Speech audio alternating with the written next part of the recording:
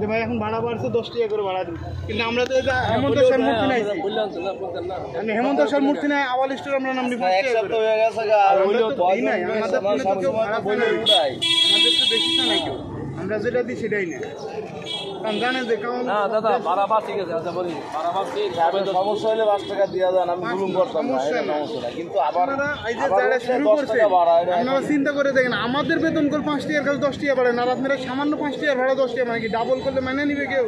সামান্য 5 টাকা ভাড়া 15 টাকা দিতে পারবেন, 7 টাকা যেমন টাকা দিতে পারবেন আপনি, 7 টাকাই নেবেন তাহলে আপনারা, যেহেতু ডাবল কেমনে বাড়ান? 7 টাকা কিভাবে দিবেন আপনি? কোন বাংকি দিতে পারবেন আপনি 7 টাকা? অনেক সময় তো 5 টাকাই দেন, 50 টাকার নোট দিয়ে 5 টাকার ভাড়া দেন।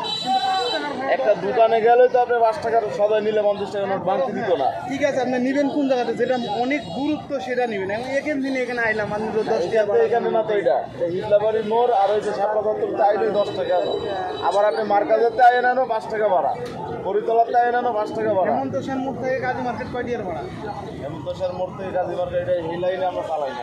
এগুলো আপনারা জানেন না। আমি তো কাজী মার্কেট পার হয়ে যাই, যে মাদ্রাসা এই জায়গায় আমি 5 টাকা করে দেবো প্রত্যেকটা দিন সকালবেলা।